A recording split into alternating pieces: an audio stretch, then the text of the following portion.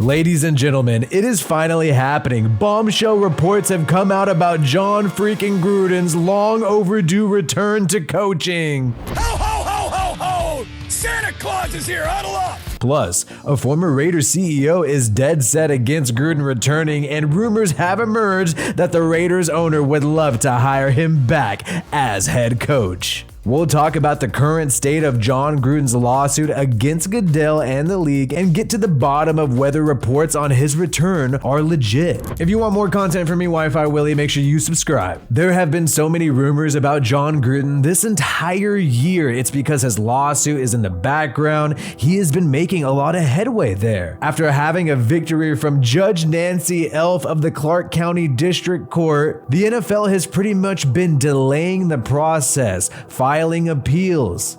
Most recently, they pushed back the date for oral arguments to be heard in front of the Nevada Supreme Court. This was originally scheduled in November, but was pushed back to January 10th. So we're really not going to have a big update on Gruden until January 10th, but there are some reports coming out where many people believe he is in a good position right now, and that is why you keep hearing reports about him possibly returning to the NFL, about him possibly returning to different college teams. During the anti-Matt Canada period for the Pittsburgh Steelers, there are rumors that Jon Gruden was going to be the offensive coordinator of the Steelers. This would obviously be a demotion for Jon Gruden. It doesn't seem like he'd want his return to be as a coordinator, and that is why Warren Sapp, a good friend of Jon Gruden, talked to Gruden about this and said he can't even say what Gruden said. All right, so is this not even rumor? close. Is there? Come on, I can't even say what Jon said. I can't even say what Jon said. No. Really? Mike T said, I don't know who writes. Mike T said, I don't know who writes this stuff, Warren. I said, yeah, all right. He can't even say what Jon said. Keep in mind, Mike Tomlin worked under Jon Gruden for some time with the Tampa Bay Buccaneers, so obviously Gruden would not want to be one of his employees and have him be his supervisor. No fear. He doesn't. He looks at an issue or a problem and he sees it as an opportunity. I worked for him for 4 years, man. You can't fake that. It's every day from him. His can-do approach, the positive energy that he consistently brings to whatever challenge that the job presents helped me grow in a big way as a coach when I worked for him as a young guy. And it seems like if everything Warren Sapp is saying is true, Jon Gruden is insulted at the idea that he would consider a coordinator position when right now, when you look at all the legal stuff happening, seems like he has the NFL by the balls. That is why when you see these rumors out there about Jon Gruden being a wild card candidate to be Indiana's head coach, if he's not willing to be an NFL coordinator, I don't think he would settle for something even less, which is a head coach of a college program. That is why this latest story is significant. Josh McDaniels is gone. We've seen the Antonio Pierce era for a few games, and ultimately when it comes down to Andy Reid versus Antonio Pierce, somebody like Andy Reid's always going to have the upper hand because he has all that coaching experience. Jon Gruden had Andy Reid on the back of his heels for quite some time before he departed. Keep in mind, Jon Gruden didn't get to go up against Andy Reid in 2021, but he did go up against him in 2020 when he went 1-for-1 against the Chiefs and nearly beat them the second time. So the Raiders have an open head coaching position, and you got this report coming out from Sports Illustrated by Hondo Carpenter of SI. Now take it all with a grain of salt, but when you look at what he actually says here, it's kind of common sense stuff. The idea is that Mark Davis would love to bring Jon Gruden back as the team's head coach, and if Jon were willing to drop the lawsuit, sources believe the NFL would give him a passive nod and let him rehire him. Obviously, the NFL's in a tough position. They're trying to delay the process. They would obviously like Jon Gruden to settle. Gruden has previously said that he's out for blood. He's not going to settle, and it's actually made a lot of people around the league worried. Because if this goes to trial, Gruden's legal team is going to be able to ask whomever all kinds of questions about how the NFL really runs and about how Gruden's emails were leaked. The NFL will likely throw as much money at this guy to make sure they don't dig up any other emails and try to keep this situation from taking out the commissioner and other powerful figures in the NFL like owners and other head coaches. We heard the ESPN report this summer about how the Gruden email leaks happened in some more detail there. Obviously, Davis, and most people have known this for some time, never wanted to get rid of Gruden, and he felt like he was pressured to. Goodell told him there's more emails coming and something has to be done. He also told Davis multiple times you have to do something, and Davis felt immediate pressure. One of the craziest things here that ESPN says, Davis said, said was that it felt like a setup. That's why it's not fair to say that Davis fires hella coaches and he fired Gruden, because he really never wanted to let him go. And that is why this statement and this assumption here, it makes sense. Yes, he would obviously love to rehire Jon Gruden. He never wanted to let him go. The question is that possible? And it seems like the lawsuit with Jon Gruden and the NFL is making it more possible. We have Raiders Beat here talking about this segment from Hondo Carpenter's podcast on Sports Illustrated, where he says that there are a lot of people who feel that Mark Davis, more than Tom Brady and Jim Gray, we've been hearing from people like Amy Trask that Mark Davis is listening to Jim Gray and Tom Brady, that the person that he trusts the most is Jon Gruden and he would love to bring him back. Obviously, you got to take this all with a grain of salt because he's saying this is something he's hearing from anonymous sources. So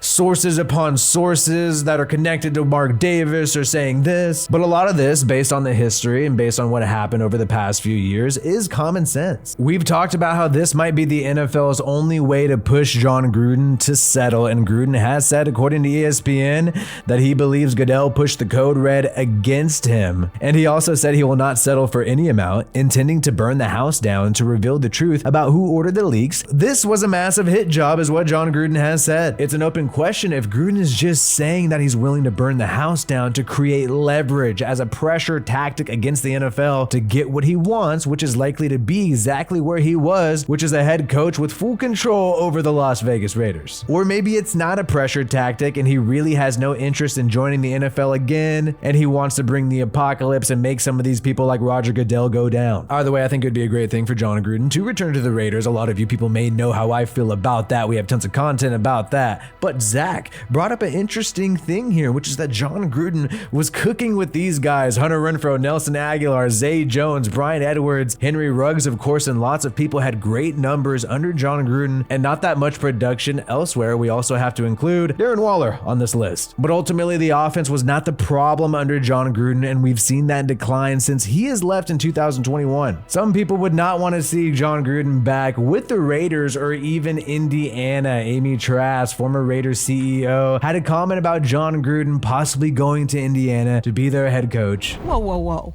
You do not bring someone in to a university setting in particular that has espoused those racist and homophobic and misogynistic views.